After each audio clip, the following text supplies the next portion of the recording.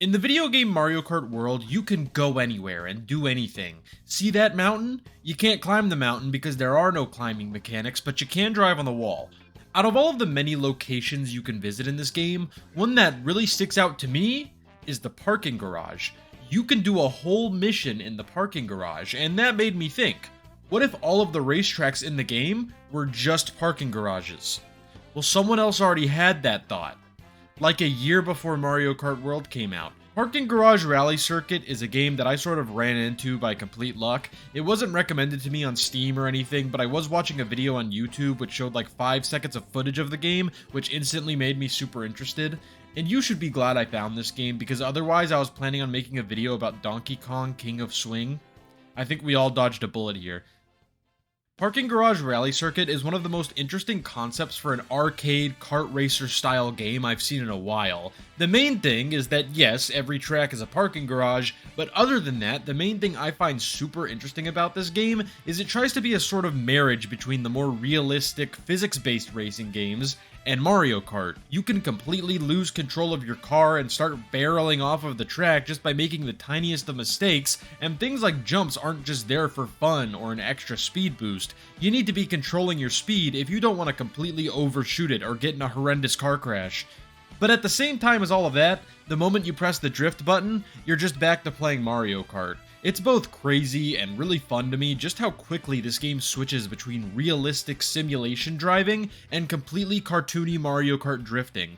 But unlike in Mario Kart where the drift just gives you a quick little boost to give a slight advantage, the drifting in this game gives you a boost that can completely change how the next few seconds of your life are going to go. The boost in this game is additive, meaning that the more drifts you do in a row, the faster you're going to go. And while the speed you get from that can be one of the greatest feelings in the world, the simulation physics are going to rear their ugly head and make you spin out of control into a ditch. This is where I think the two radically different styles of racing gameplay start to work together really well. Because the Mario drifting is there to make you see how far you can push yourself and how fast you can make yourself go before reality sets in. But in many ways, you can use the drifting as a sort of way to bypass the consequences of your actions and just keep moving. And this is all helped by the design of the tracks themselves, which feature tons of tight turns, ramps, tight turns into ramps, rainbow roads around the Statue of Liberty, all things you would expect to see within a parking garage. The concept of the entire game taking place within urban sprawl labyrinths sounds like it could make all of the different tracks just sort of blend together without much making them stand out, but what this game does to counteract that is have all of these tracks be parking lots for different places, and then using those different places to add gimmicks to differentiate themselves from each other.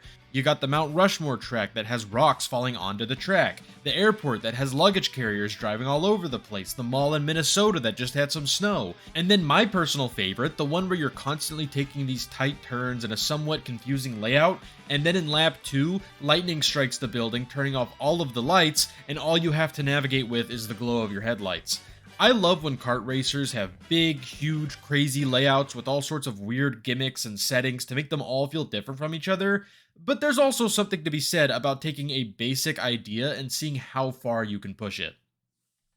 One of the biggest differences between this game and most racing games is that you're not actually racing anybody, and instead the entire game is basically just time trial mode. I wasn't super sure if I would like this at first, but then I started to understand why they made this decision after seeing how tight some of these layouts can get.